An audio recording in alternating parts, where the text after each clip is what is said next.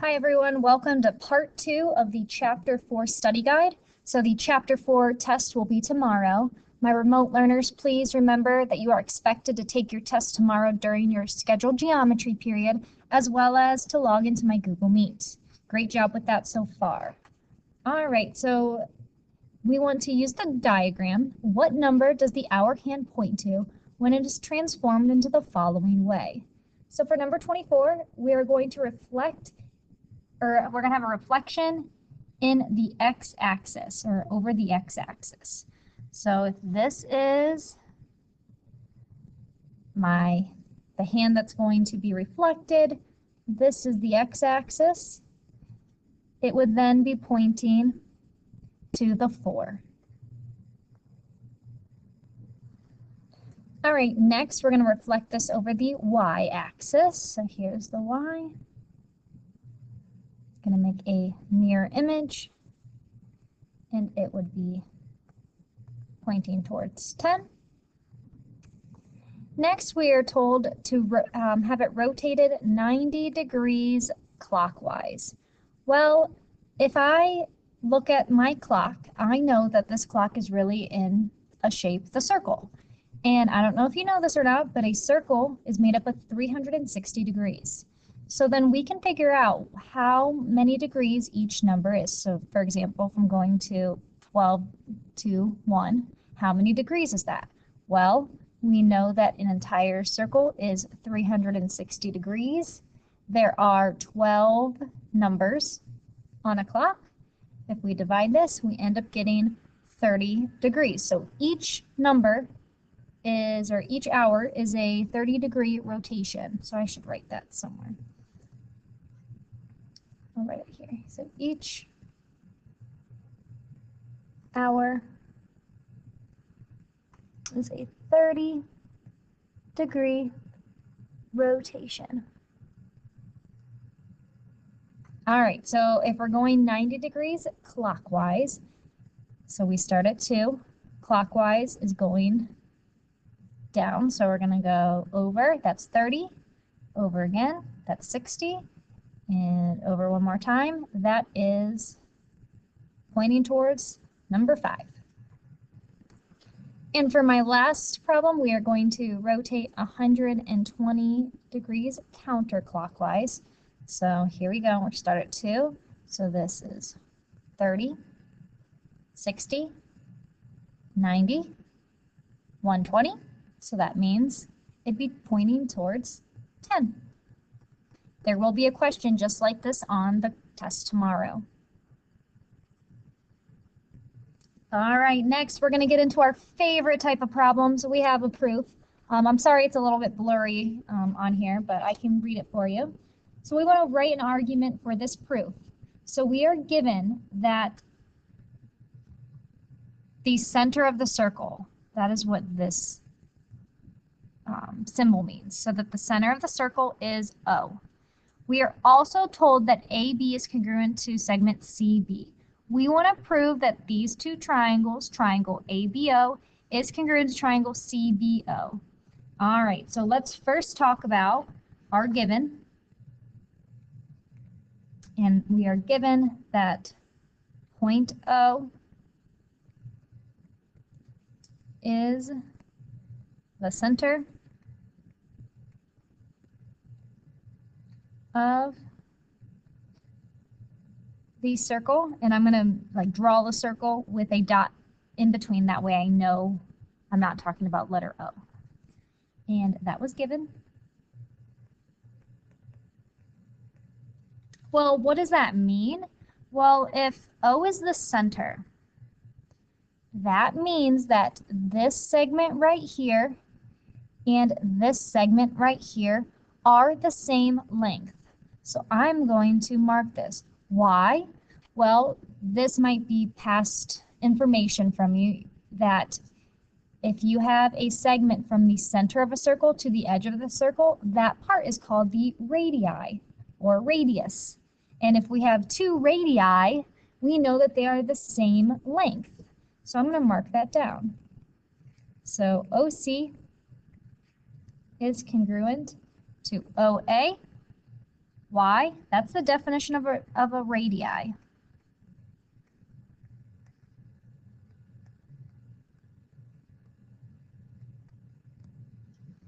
All right, step 3.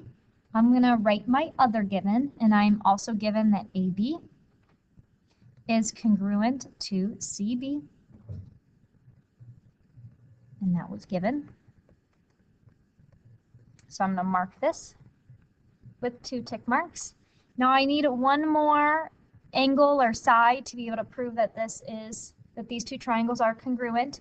Do you notice anything that these 2 triangles share or have in common? Well, they both share this side here, side BO. So BO is congruent to BO. What property is that? It is the reflexive property.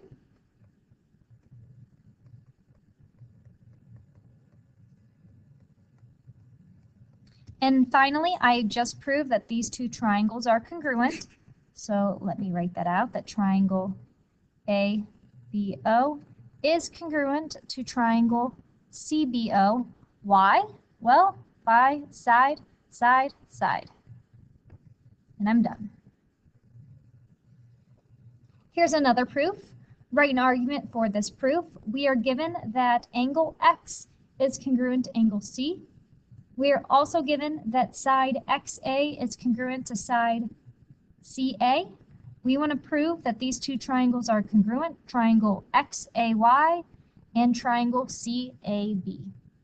All right, so once again, the first thing I'm going to write is my given. So I'm given that angle X is congruent to angle C, and oops, that is given. Sorry about my handwriting. Fix this. Given. All right, so let's mark this. X and C. All right, number 2, I'm going to write the other given. XA is congruent to CA. That is this segment right here and this segment right here. And our reason, once again, is it's just given to us.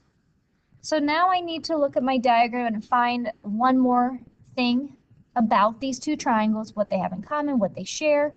Well, we do actually know an angle that both of them have that are congruent, and that would be this angle right here. So this angle is congruent to this angle, and I'm going to write this out, that angle XAY is congruent to angle BAC. Why? Well, what type of angles are those 2? They are vertical angles. And finally, I have enough information now to prove that these 2 triangles are congruent. So triangle XAY is congruent to triangle CAB. Why? By angle, side, angle.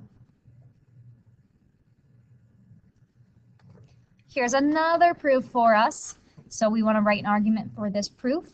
We are given that LQ is congruent to NP, and that angle NLQ is congruent to angle LNP.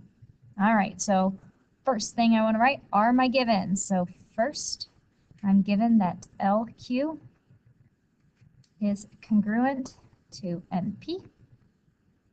So LQ is congruent to NP. That was given. I am also given that angle NLQ is congruent to angle LNP. So that is also given. All right, so that's this angle here and this angle here. Now looking at my diagram, I do have 2 triangles here that are overlapping. So I might want to redraw this so my mind can kind of see these 2 separate triangles together. So let's redraw this. This would be Q, L, N. So right now I have this side and this angle. And then I have another triangle here. This is P, N, and L. I know that this angle and this side. Now, what else do I know about these two triangles? Is there anything that they share? Well, there is. They both share this side here. And I can actually mark this here as well. So I need to write this down in my proof. I know that LN is congruent to Ln, which is the reflexive property.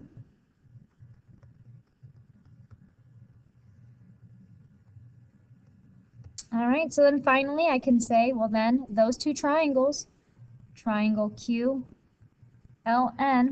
is congruent to triangle PNL.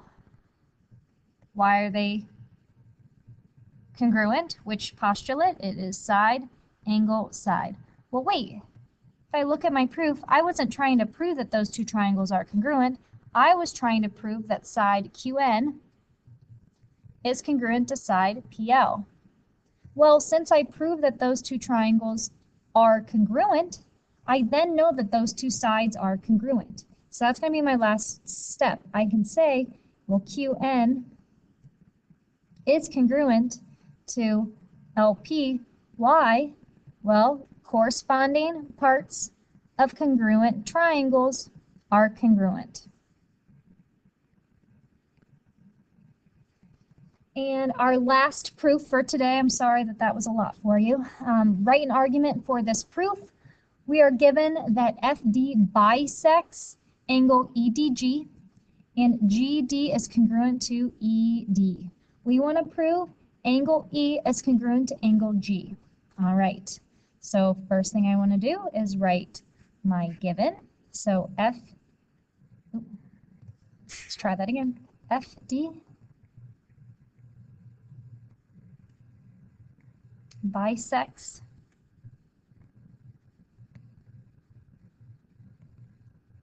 angle EDG, and that was given. All right, so since FD, and I'm going to highlight it, bisects this angle EDG, what does that mean? Which two angles are then congruent? Well, it means that this angle and this angle are congruent. Remember, bisect just means cut in half. So I need to write this down, that angle EDF is congruent to angle GDF. And why? That was the definition of bisector.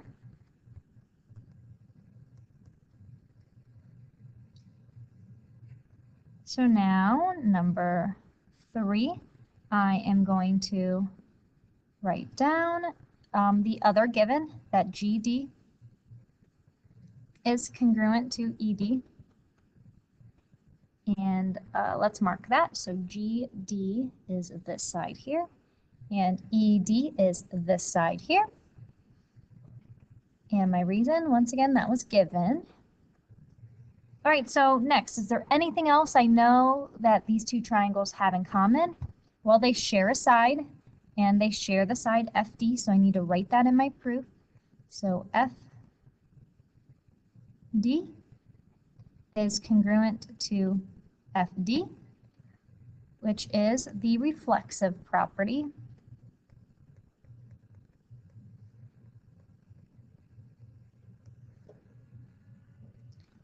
And now I have enough information to prove that these two triangles are congruent.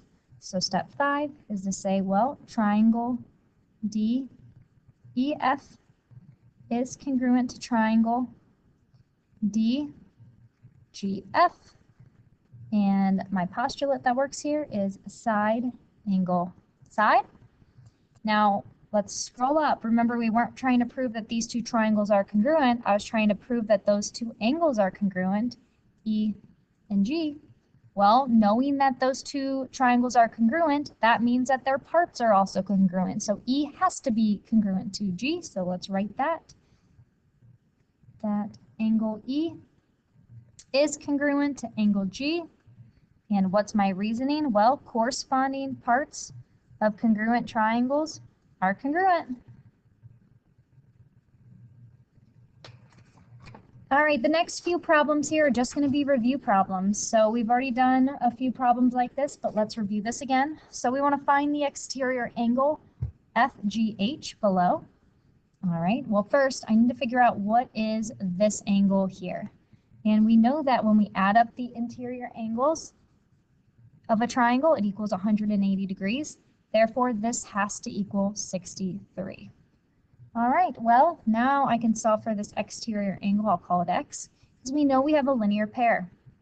So this means that x plus 63 has to equal 180.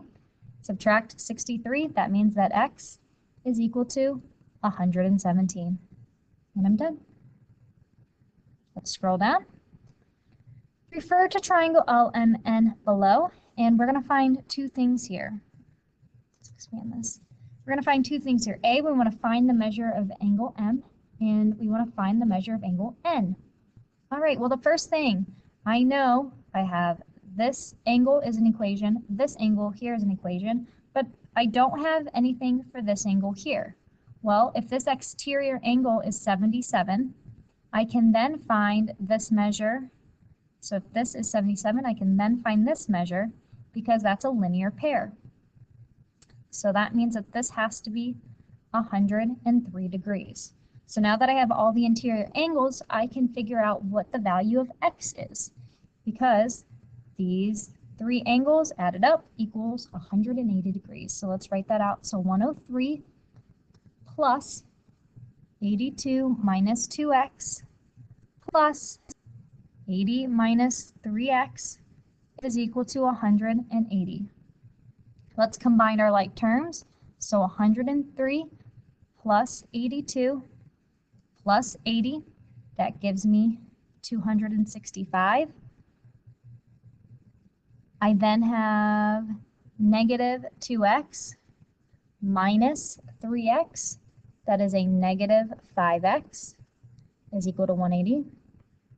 Add 5 to each side, so 260, or I'm sorry, I want to subtract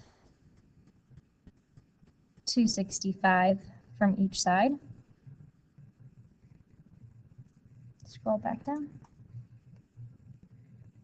So this gives me negative 5x is equal to negative 85, which means x is equal to a positive 17. All right, so now I can plug x back into my two equations for m and n. So for m, I'll write it here. It's going to be 82 minus 2 times 17. And if I plug that right into my calculator, I'm going to get 48. So that means this is equal to 48 degrees. And for n, I want to do the same thing. The equation for n is 80 minus 3x, and instead of x, I'm going to plug in 17. And that is equal to 29. So I have 29 here. And I'm done. All right, so let's determine if the triangles are congruent based on the markings and what you can mark using the rules of geometry. If they are congruent, determine the reasons, and if not, just circle no. All right, so for number one, are these two triangles congruent? The answer here is yes. How do I know that? By side, side, side. All right, let's move on to number two, which is right here. Are these two triangles congruent? Yes or no? Well, the answer here would be no. I do know that these two angles are congruent because they are vertical angles, but this would be angle, angle, angle, which is not one of our congruent statements. Let's look at number 6. Are these two triangles congruent? Yes or no? Well, the answer here would be yes. I see two angles on each triangle are congruent, but I also notice that they share this side. So I can put a marking there, which means that this is the angle, angle, side congruent postulate. All right, number 7. Are these two triangles congruent? Yes or no? The answer is yes, and this one's pretty easy to see because all the information is there. It is angle, side, angle. Remember the side's in the middle, so the S has to be in the middle for a congruent statement. All right, number 3. Sorry that this is all out of order, but number 3, are these two triangles congruent? The answer is yes. And if I look at my diagram right away, I don't have enough information, but I do see that they share this side. So I can mark that. So now it's easy to see that I have side, angle, side. Let's move on to number 4. So are these two triangles congruent? Yes or no? And my answer is yes. We have angle, angle, side. We have angle, angle, side. So angle, angle, side.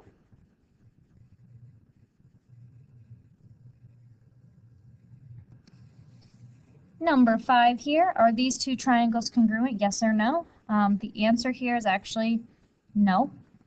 I do see that these two share a side, and I can make that marking. However, if I write this out, this would be side, side, angle, and if we flip those letters around, it's a bad word, which that is not one of our postulates.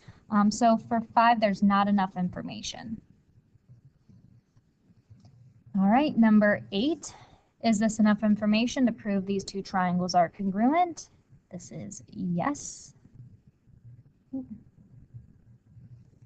If you look, I can see two sides are the same, but I also have a pair of vertical angles. So this would be side, angle, side.